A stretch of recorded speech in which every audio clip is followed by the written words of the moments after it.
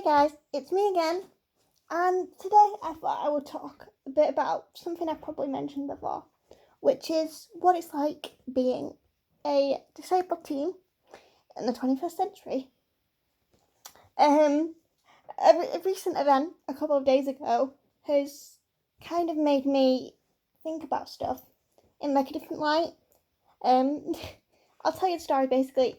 Me and my nan were out shopping, and she'd gone back into the shop, which was Primark, on our way back to the car to get me some shoes that I saw when we first went in. And she was only in there for about 10-15 minutes. I was happy as Larry, sat outside the store, minding my own business. I'd seen a person that I knew, and I'd said hi to them, and I'd had a quick conversation with my dad because he was at work. And everything had been fine. My nan had come back out from the shop and had been about to move me in my chair because it's not the best chair at the minute. And this lady came up to us and was like, "Oh, are you with this young lady?" Didn't ask me at all. Just straight away asked my nan, "Oh, are you with this young lady?" or whatever she said. Could have been a young girl. And my nan went, "Yeah, I'm a nan." And this lady went, "Oh, well, that's good. I was about to call the police." And my nan was like, "Why? She's 18. She can be on her own and stuff." Basically defending me because I was too gobsmacked to speak. I was like, "What is even going on right now?" As I think a lot of people would be in that situation. You don't know. It's like that. Thinking back, I could go, "Oh yeah, I could have said that," but in the situation, I was like, "What? Excuse me." And this lady proceeded to go, "Oh yeah, well, I'm a nurse. I wouldn't have left her. She shouldn't be left on her own. She could get kidnapped or attacked." There's me just thinking, who would try and kidnap a girl in a wheelchair that weighs a ton? Because it's definitely more hassle than it's worth. But it was like, this woman had literally passed me. As my nan had gone into the store and stared at me funny, but I didn't think anything of it then, as you don't, because I was used to people staring and giving me funny looks. It's nothing new, and to have this happen, I was like, "What? Excuse me?" But she'd actually got she'd gone to the door manager at Primark because of the queues and stuff, and it'd been like, and it said "Well, there's a girl." And no one had come up to talk to me or nothing. So it was like, what is going on? But it made me think a lot about society's perspective and stuff, without even knowing me, knowing my disability, this woman I've never met before automatically assumed that I was non-verbal, couldn't communicate, when it created all this big drama in front of there was quite a couple of people around there, just because she was trying to be a good person. I mean, my dad calls it virtue signaling, which is basically kind of what it is, because if they'd have come up and talked to me, like, "Hello, I can speak," I would have said, "Yeah, I'm waiting for my nan. She just popped into the shop, she'll be out in a minute." I'm no big deal. But because they saw a girl in a wheelchair, they automatically assumed that I was defenseless and couldn't do anything. Apart from the wheelchair, I was a teenager sitting on my phone waiting for my nan to come out the shop. That is all I was. So for that to happen, I was like, "Oh well, that's new. But it also made me think the other instances that I should have spoken up and said something. And it's only little incidents, like when people speak to someone that I'm with instead of me, or the "oh, you're lucky you don't have to walk" comments and stuff like that. Because to them, to people on the outside who aren't in my world, who aren't in my like area in my life don't know how to approach my disability. Some people say that I'm an inspiration, which, if you've read my recent blog post, you know many disabled people hate, because I'm not an inspiration. I'm actually just like a normal teenager. Like, apart from the whole, I don't even know why they think I am, because all I'm doing is speaking up about issues that should have been spoken up about sooner. So there's stuff like that. But then there's the other half of the people who see disability as a tragedy and something to be frowned upon, which is also something I disagree with completely, because I wouldn't be who I was without being disabled. And yeah, if I can say that from the fact that I've been disabled all my life, I haven't known what it's like to walk, I haven't known what it's like to play with my friends properly, I haven't known what it's like to be normal. So I don't feel like I've missed out. But then there's so many people that'll go, but you haven't been able to do this, you haven't been able to do that. But it hasn't made me enjoy life any less. I've loved it. I've been able to go to America and went to France, and it's like I even did a 1,000-mile run when I was at high school for an event. And even though I didn't run and I was in my wheelchair, I still participated. But it's the automatic assumption, because you can't do the physical side of it, you can't enjoy it, which doesn't really make sense to me. And of course, I've had other incidents where people have done stuff out of good intentions and it hasn't always worked out. Like the constant asking if I need help, or the assuming that I need help, and the stuff like my primary school did, where they gave me a part in the play, but they made me into the only vehicle role, which was the chariot, which isn't. They had good intentions, but people need to learn that those good intentions aren't always what disabled people need, especially like people like me who have a mind and who only want to be treated. That probably came out wrong actually. Who have the ability to participate in such and such event, and everyone only wants to be treated equally.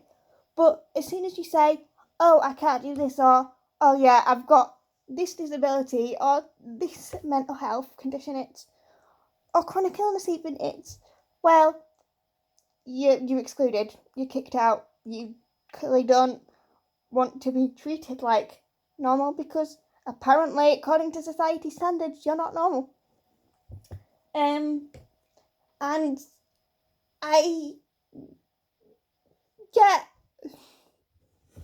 guess when I was younger, it didn't matter much to me, because my mum and dad dealt with all that, and they dealt with society stuff because I was a kid, and I couldn't care less. But as you get older, you kind of realise, hang on, no, that's wrong. That's not good, and that does hurt me and offend me and upset me, or whatever I feel. It's like I'm at the age now where, yes, I'm an adult. I may not always act like one, but on the other hand, I need to speak up about these issues, because no one else around me is, and change starts with an individual person. But for an individual person to want to change, they have to learn and educate themselves and go, oh yeah, maybe what I have been doing is wrong, and maybe they would prefer it if I did this, or like, I would hate to imagine what that woman would have done if my nan didn't come back out to me, because the police probably would have been called, and I would have had to turn around and go, oh, I'm fine, yeah, I'm just shopping, like, on my own, as a normal 18-year-old does, regardless of disability. Like, that, I would have been mortified if that happened, but not for me, for the woman who called the police, because like you lacked the common sense to try and talk to me to figure out what was going on before you were about to call the police. Like, and the kicker of that story is she is a nurse. She should know better, or you would hope she knew better, because she works in the healthcare system where day in, day out, there is different cases that have different symptoms but could be the same thing. So that just proves that someone could have one disability and be completely different to someone else who has the same disability. Because we all have different quirks and needs, but we all want those needs to be heard and established and taken under consideration. Because I wouldn't be sat here telling you this story if they would have only considered to say, oh well, she's in a wheelchair, but she seems like, it seems like I should maybe go and talk to her before I cause a big drama in the middle of a shopping area. And it's like, that's what got me. Because after she disappeared, my nan had gone to talk to the people at Primark and say, well, just for future reference, not all disabled people don't talk like and so, to set them straight. Because, like, no one, not the woman, not the security people, not the manager, no one came and asked me, are you okay? Do you need anything? Are you in trouble? And I didn't even look like I was in trouble. Like I've said, I was an 18-year-old sat on my phone, regardless of if I was in a wheelchair or not. I was doing what a normal 18-year-old does when they're waiting for someone. And it is only because of the wheelchair that is how things played out. Because I may be an assumption, but I can guarantee that if I wasn't in the wheelchair and wasn't automatically classed as, it wouldn't make me automatically classed as disabled, she would have come up and talked. She wouldn't have even batted an eyelid. She would have just walked straight past me like a normal person, like loads of people did before and after she passed and everything like that. Went on a bit of a rant then, but being disabled is hard to explain to someone because there is so many different levels. For me, my struggle has always been, well, mentally, I'm like everyone else, even might be above people at sometimes, but physically, I'm not. And it's always been I've had like a not split brain, but like split decisions and opinions on stuff, because one half of me thinks with, well, I'm an 18-year-old, this is what I should do. But then one half of me thinks, but I'm an 18-year-old with a disability. And I don't always like thinking it like that, but it is true. But society just sees the 18-year-old with a disability, not the 18-year-old, well, just the 18-year-old girl who just wants to be like everyone else and treated like normal. And it's like, a couple of weeks ago I was at the hospital, and it's a long way to travel for me to where I go at the minute, and they'd lost a bit of equipment. They needed to refill my intrathecal baclofen pump that relaxes my muscles and helps my spasms and stuff. So, and I was due to participate in an event that day with my friends, and it was in the afternoon, and I was nearly at praying point because I knew I needed to stay at the hospital to get the procedure done, but I also didn't want to upset my friends and miss out on something I know I would enjoy. In the end, I did end up missing out on it, but it was, things worked out in the end. But I think that was one of the times when everything kind of came to a forefront for me, because I was like, there are so many things I've had to sacrifice for my disability, regardless of my age, and it still keeps happening. And people don't tend to see that. They see the, oh, you're smiley all the time, you're so inspirational, oh my god, like all that stuff. But disability, in a way, is a sacrifice. You've always, for me, it's been sacrificing my social life over my health needs. And I'm sure that'll continue to happen, because at high school I always tried to push myself to fit in and be normal and act like everyone else and pretend that I wasn't, well, I did kind of pretend I wasn't disabled for a sec. And in a lot of ways, it led to me being really unhappy, because I was making myself in pain and ill to be someone I wasn't, because that was what society at that minute was making me feel like. Because I knew that if I went to the library and read a book instead of hanging out with my friends at lunchtime, because that's what would be easier for me, I knew I wouldn't have a social life. So I had to, in a way, sacrifice what I needed. I had to put what I needed on the back burner, and I went after what I wanted. But the past couple of years, I have finally learned to, like, balance them out in a way, and, like, not focus on both, because yes, I want a social life, but I also know that when I find the right friends, they will understand, and they will know, and they will say to me, look, it's okay, you're in pain, we can rearrange it for another day, instead of saying, oh well, alright, we'll do it without you.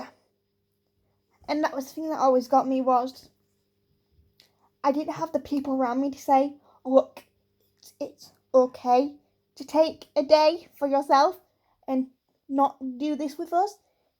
But instead I surrounded myself with the people who went, oh, well, we're just going to do it without you, and we'll talk about it afterwards. And that was the loneliest point, I think, for me, because people were going off and doing stuff and then talking about it after, and I was sat there and I thought so many times,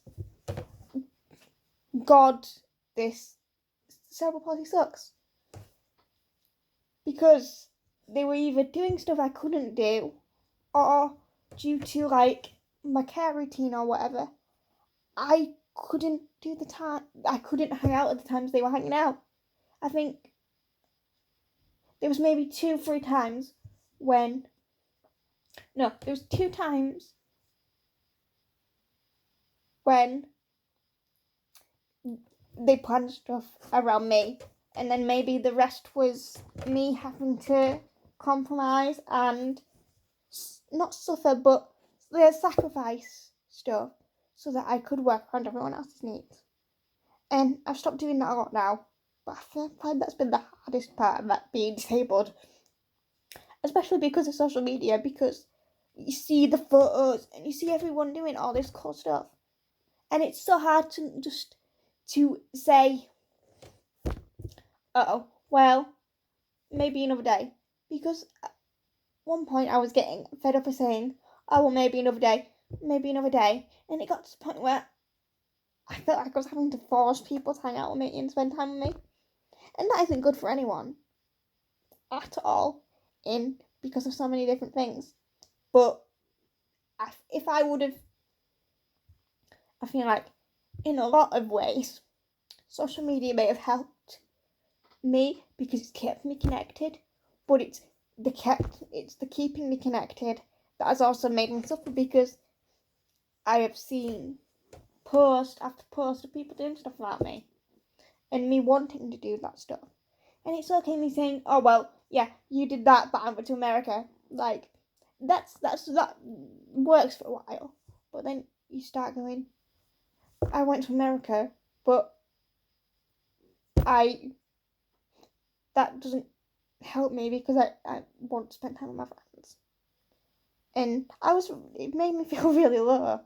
And I'm now surrounding myself with people that understand and take the time to understand and don't just put me in the corner and say, oh well, Emmy's like an option, because sometimes she can hang out with us, but most of the time all she wants to do is chill out and watch TV or read a book or lie in bed for half the day. Because that is my preferred hanging out situation.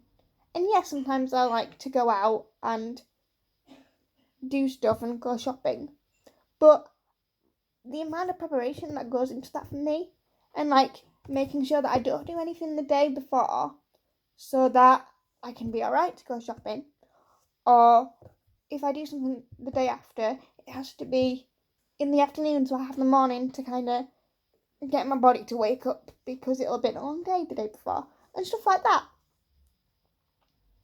And that's the one thing that is the most stressful thing. The fact that I have to put my physical needs before my emotional wants. Because, like, at the end of the day, I have friends right now, but who knows, in whatever time, something could change and it'll be just me and my family again. And that has made me realise that as much as I love friends, if I don't always have them, it's not a big deal, because as long as I am healthy and I am happy with who I am, the rest of it will come and go. The rest of it will be a part of life. But as long as I have my family and I am happy with myself and who I am and how I treat myself on a daily basis, that is like my main aims. And I know it sounds weird because many people think, but you have friends. You shouldn't be thinking about if they disappear or if something happens. But because of past experience, I have to think like, I don't have to think like that, but it's just an automatic response now. It's like, oh yay, I have people to talk to today. I have friends today.